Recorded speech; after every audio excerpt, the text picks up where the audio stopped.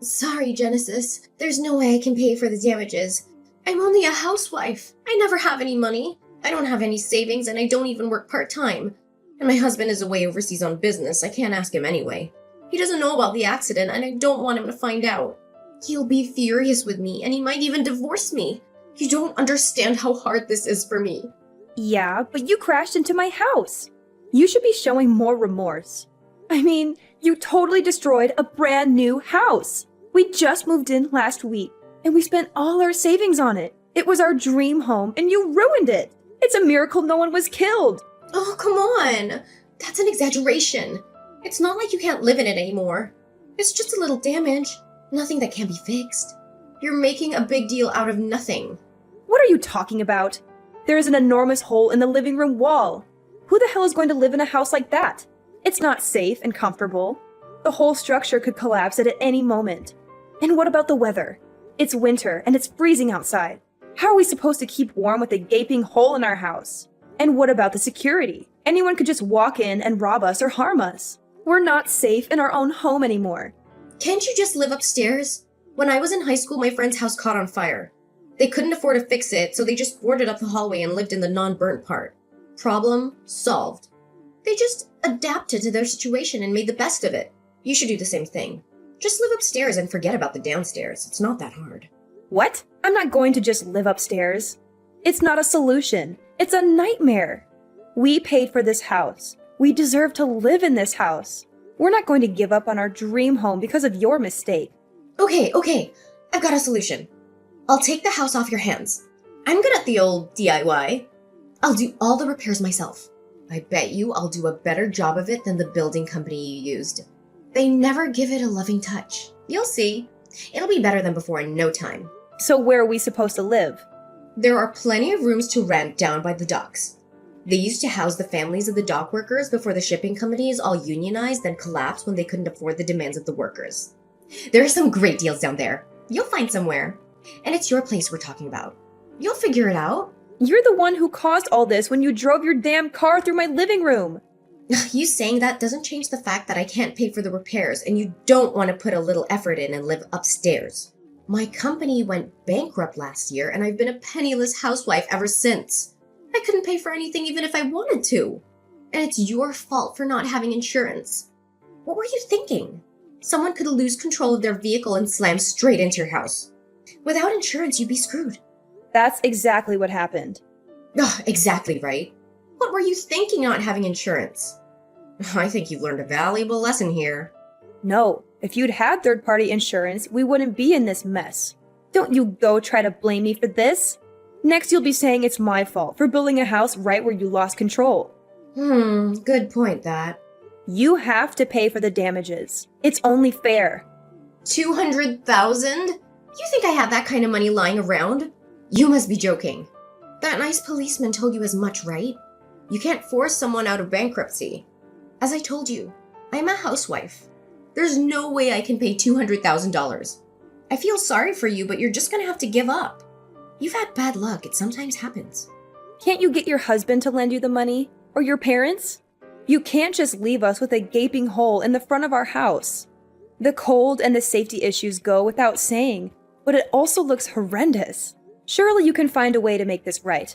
Well, my husband does have money, but he's the stingiest person in the world. He steals toilet paper from the bus station. He's a total tightwad. And things are tight back at my parents' house. My father was forced to take early retirement at 55 and just drank away most of the payout he got. I can't ask them for help. They'll disown me. Can you not make this about you? You wrecked my house and need to make it right. Don't go giving me a sob story about your family. It really doesn't concern me. I just need to fix my house. I told you I don't have any money, and yet you're still harassing me and telling me to find a way. That sounds like a threat to me. How is that a threat? Find a way to suddenly give you $200,000? You sound like the mafia. Am I gonna wake up with a horse head in my bed? A concrete ball gown, perhaps? A concrete ball gown? Look, Genesis, I didn't crash my car into your house because I wanted to, you know? It wasn't part of a master plan. Step 1, take out front wall. Step 2, not pay for it. Your kids suddenly ran out into the road and I swerved to miss them. That's why I crashed into your house. Count yourself lucky. Would you rather have a smashed front room or a smashed dead kid? Why haven't you said anything about this until now? Were you just waiting to see how far your other excuses would stretch? If I did that, then your boy would be made out to be the villain. I wanted to save him all that. He had a bad enough experience by nearly being hit by that car. Your car. Yes, my car. Poor boy was scared out of his wits. I kept quiet about it, but you started threatening me and left me no choice. What a load of rubbish. See? With that kind of denial and refusal to hear the truth, I didn't stand a chance. I'm automatically guilty. Is that it? Do you have any proof that what I'm saying isn't what happened? Security camera footage, maybe? No, we don't, and I haven't asked the neighbors. Well, you just moved in. You wouldn't have had time to set up the cameras yet. So without a shred of evidence to disprove my account of events, you make demands of huge amounts of compensation money? That's a bit presumptuous, don't you think? Rude, even. What kind of woman are you? Ugh, look, I feel bad about smashing into your house. Who wouldn't? But like I already told you, I'm gonna declare personal bankruptcy. I don't have a penny to my name. Are you getting off on this? Having a little power trip? Does it make you feel big? Demanding huge amounts of money from someone you know doesn't have a cent to her name? No amount of verbal diarrhea is going to get you out of this. I'll get my money one way or the other. Did you have to say that? Come on, I'm under enough stress as it is. I don't have a car. Can you imagine how inconvenient that is? Unbelievable! Hi, I'm just following up on what I've overheard.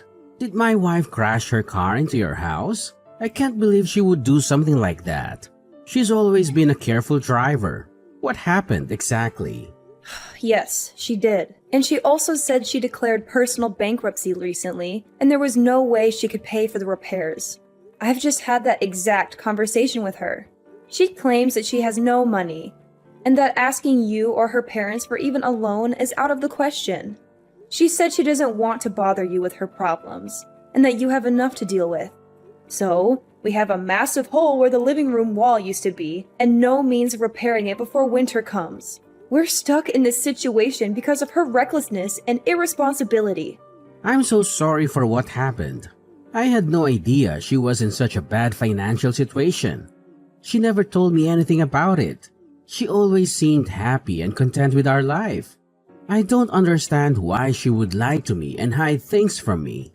And I don't understand why she would crash into your house and cause so much damage and trouble for you and your family. I'm really ashamed of her behavior. I'm relieved to see you're taking this seriously. I was expecting the same brush off I got from your wife. She didn't seem to care at all about the consequences of her actions. She didn't apologize, offer any help, or show any remorse. She just tried to make excuses and blame me for the accident. Perhaps we can solve this problem with level-headedness. If this is all true, then I have no sympathy for my wife. It certainly is true. She drove her car right into our house. You can come and have a look if you need confirmation. Shall I send you some photos? She's claiming that my son ran out onto the road suddenly, and she was swerving to avoid him. But I don't believe her story for a second. Why? Do you doubt her story? Because when she crashed into our house, I called the police, of course. Nobody was hurt, thank God. So they interviewed her and us. There was never any mention of my child in her statement. Surely then was the time to say it? She only mentioned it much later when I started trying to get some money out of her. I think she panicked and thought of it to try to absolve herself of blame. I see.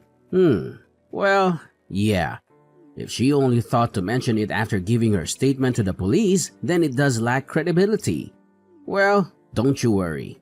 I'll make sure you get the $200,000. I have to warn you, that's only a rough estimate. The actual cost could be a lot more. Right. When you have an official quote, please send it to me. I'll pay it in full. But the matter of your child needs to be looked into. If there is a chance that what my wife is saying is the truth, then we need to take that into consideration too. Oh, yes. I guess you'll want to make sure of the actual events. Of course. I still can't believe she'd do such a thing. It hasn't sunk in yet. She's pretty volatile at the best of times, but I owe it to her to see if she's actually telling the truth. She's my wife, after all. I understand. I'll get back to you when I've spoken to the police again. Right. Thank you. I'm heading home. I should be back stateside the day after tomorrow if I can get a flight at such short notice. Let's continue this then. Can you just leave work like that? This takes priority. Yes, of course. I really appreciate it. Have a safe flight.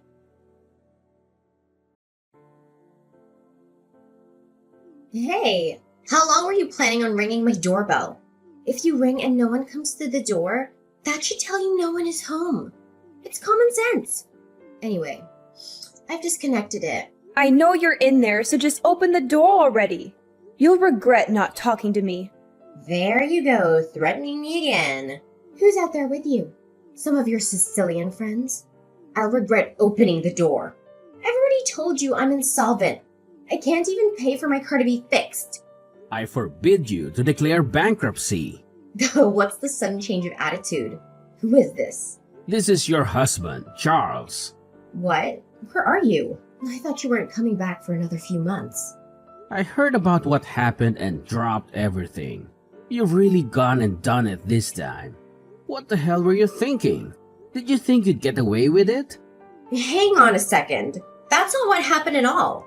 I've explained everything that happened to Genesis and she started threatening me. What are you talking about? You drove your car into her house. She's trying to discuss the matter with you and you are trying to wriggle out of paying for the damages you caused by claiming bankruptcy. Like I told Genesis, I'm not the only one to blame here. Her son came out of nowhere. I had no choice but to take evasive action. If I hadn't done that, we'd be having a much more serious conversation. I've heard all about that too. It seems you only remember this as an afterthought. Why on earth would you not tell it to the police? I told Genesis this. If I just told the truth, her son would have appeared to be the cause of it all. I imagined the poor little guy shouldering the blame for having caused a car to destroy his house. I thought about the burden of shame that he would have felt for the rest of his life. I was looking out for him. I was thinking of his future. How many more lies are you going to keep adding to your story? It would be best if you just came clean and faced up to what you've done. No way. I'm not paying a nickel. I'm not the one who caused this. I did nothing wrong. If you still demand that I pay, I will declare bankruptcy. $200,000 is a huge amount of cash. I can't possibly pay it. I am a victim. Her son is the real cause of this. All I did was try and save his life, and this is the thanks I get? Thank you, Brittany, for saving my son's life. Now give me all your money. Now my own husband has taken the other side. I'm betrayed. How terrible it is to be cast aside by the one you love most. There is security camera footage from the house across the road, however. Oh, and? There doesn't seem to be any sign of the child you said you swerved to miss hitting. It would appear that you swerved for some unknown reason and accelerated into Genesis' house. That is what the video footage shows. Would you care to explain that? How about telling the truth this time? There is video footage, then. Yep, from the house across the street. They had recently installed the latest kind, so it is shown clearly. Genesis received a copy yesterday. The police, of course, also have a copy. I've seen it too. I watched it over and over, trying to see if I could detect even the smallest hint of a child in the picture. However you try and frame it, you are 100% to blame. And the driver is shown clearly?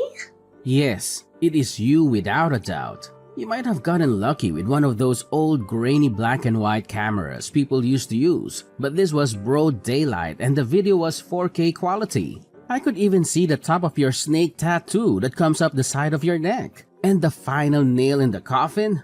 You are taking a swig from a can of beer. There is no way out of this. It's a DUI at the least. Probably willful damage too. Not a lawyer in the country would touch it. Not even Johnny Cochran would take the case. By trying to hide it and blame it on a child, you've made it exponentially worse.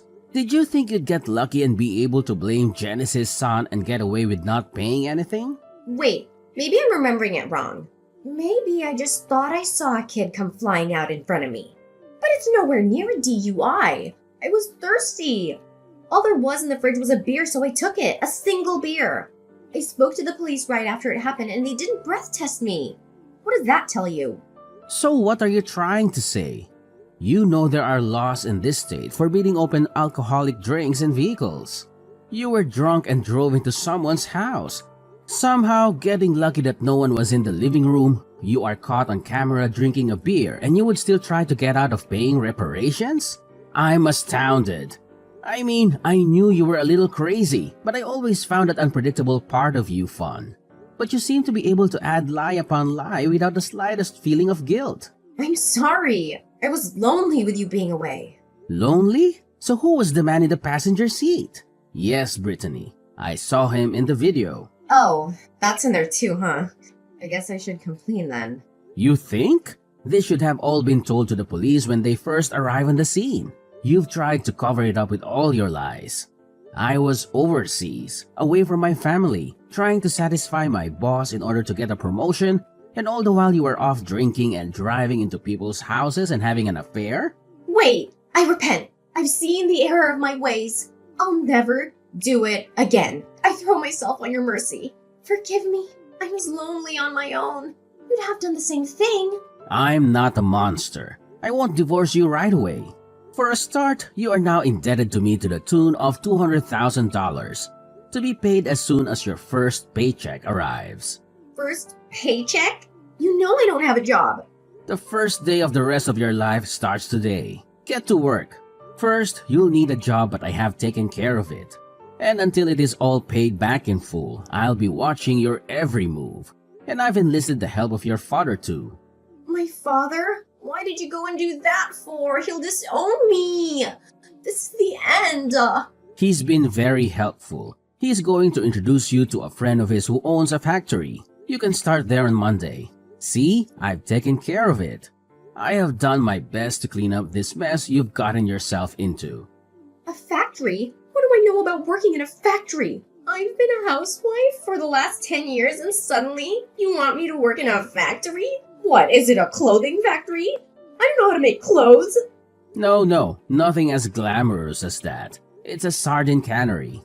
Oh, God. And you are not to quit until the loan is paid in full. That's a lot of sardine cans. But who knows? You might make line or even shift manager. You'd get a small promotion. Cheer up, it's not like it's a terrible place to work with a bad safety record and lots of mysterious injuries. And you'll be paid for your work. It could have been so much worse, making car license plates in prison. And, best of all, there is a workers' dormitory you can live in. You'll be able to cut back on living costs. Hang on. I can't do physical labor. I haven't even walked further than the mall for more than 10 years. Please, Charles. I'll get a part-time job and pay you back little by little. This is Genesis again. It would appear that Charles has nothing further he wishes to say to you. What? Just listen to me. Why won't anyone hear me out? Okay, let's do it inside the house, shall we? I have an agreement for you to sign. If you refuse, I'll have no other choice than to call the police. Okay, I got it. I'll open the door. Hey, Genesis. Could you have a go at trying to make Charles see sense? You what? There is absolutely no way I can work in a factory or live in a dormitory until I've paid back $200,000. It sounds like a prison sentence. I won't be able to see my kids. He's taken this all too far. Too far? So you think you'd be better off in an orange jumpsuit in prison? Shall I call the police and see what they make of the new evidence that has come to light? I can easily win in court, and probably get a lot more than $200K. I have all the evidence I need. The judge wouldn't take long to make a decision, I bet. No, You aren't in any position to make demands. Don't worry, you should be able to pay off the debt in about 15 years. Give or take a year or two, and maybe time off for good behavior. What? Just kidding, but I hope you enjoy the fish factory. You will probably have all the sardines you can eat. Very healthy sardines. 15 years of canning fish. I feel sick. Hey, you never know. You will probably be able to put your other skills to work in the factory too. You know, when the machines break or the dormitory needs a bookshelf. You did say you were good at DIY, right? After that, Charles took Brittany back to her hometown and got her settled into the factory workers' dormitory at the sardine factory. Brittany's father went along too to introduce her to the owner. Apparently, it's back-breaking work loading the boxes of cans in the trucks. Working conditions are cramped, And the other workers are all from different countries, so it's difficult to communicate. The pay isn't bad once you are used to it and can work quickly, but for someone like Brittany who has never done a day of physical labor in her life, it is particularly grueling. She has to wake up early, work long hours, and endure the smell of fish all day. She has no friends, no hobbies, no fun.